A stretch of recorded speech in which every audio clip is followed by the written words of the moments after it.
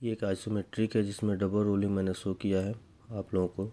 इसमें हर एक कैलकुलेशन दिखाऊंगा, बहुत इजीली आपको समझ में आएगी।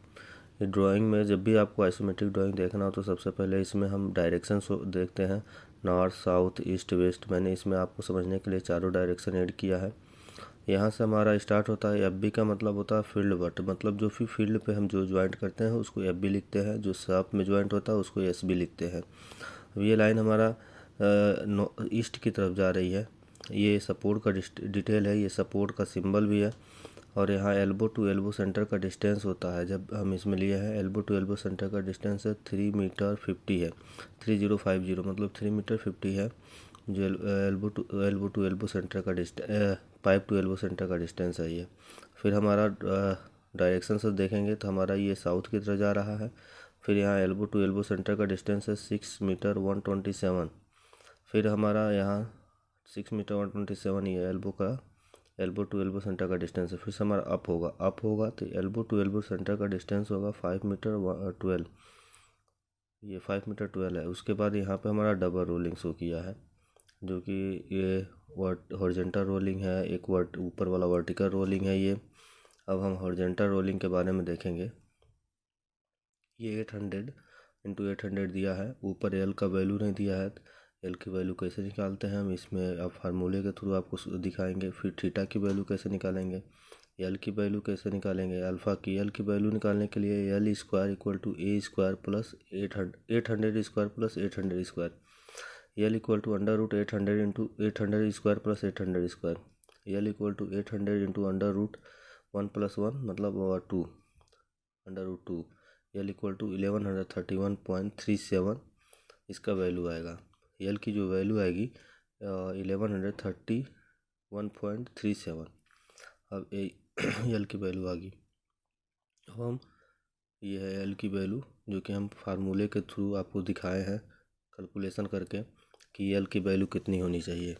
अब उसके बाद हम एल की वैल्यू यहाँ पर लिख लेंगे पास में इसके, आपको कभी भी इजी समझने के लिए हम इसको यहाँ शो कर रहे हैं, क्योंकि ए की वैल्यू भी निकालनी है हमें 1131.37, ये इस एल की वैल्यू है।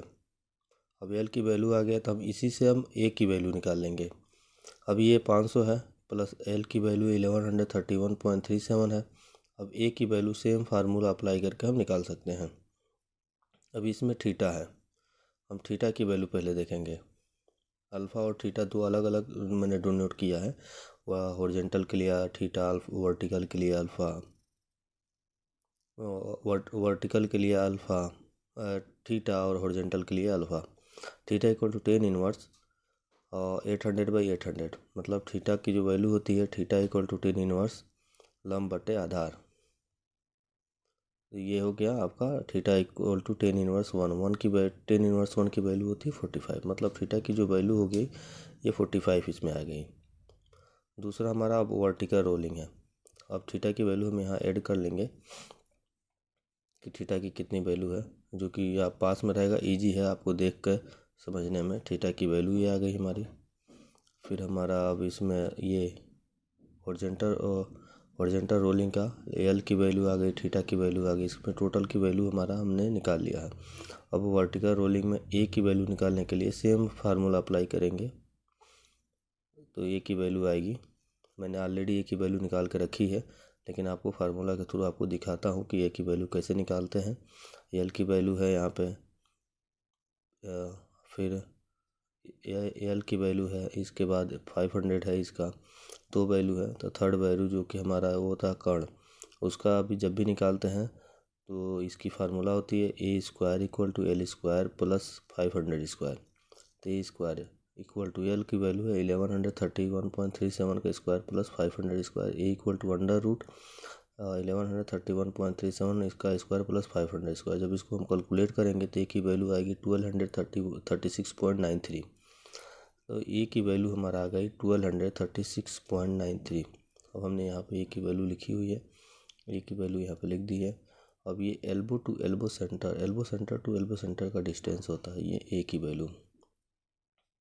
अब हमारा ये अल्फ़ा है, अल्फ़ा जो वर्टिकल रोलिंग मैंने शो किया है, दोनों को अलग अलग मैंने सिंबल दिया है कि इजी समझ में आ जाए। एल की वैल्यू हो गई है ए की वैल्यू हो गई। अल्फ़ा की वैल्यू निकालते हैं। अल्फ़ा की वैल्यू के लिए हम सेम फार्मूला अप्लाई करेंगे। Theta equal to tan inverse 500 upon L. ये मैं दिखा रहा हूँ यहाँ पे आपको एक ये फार्मूला होता है। Alpha equal to tan inverse 500 upon 1236.93। जब हम इसको कैलकुलेट करेंगे तो अल्फ़ा की वैल्यू 22 डिग्री सेंटीग्रेड आएगी। ये अल्फ़ा की वैल्यू है। अब इस तरह से आप कोई भी कैलकुलेशन हो तो हम इजी निकाल सकते हैं इस कैलकुलेशन को। और ये जब भी आपको डबल रोलिंग आया, कोई वैल्यू ना हो, तो इसी मेथड से आप इजीली आप कैलकुलेट कर सकते हैं। ये हमारा डबल रोलिंग का आइसोमेट्रिक ड्राइंग। इसको बहुत इजी है निकालना, बहुत इजी है इसको समझना।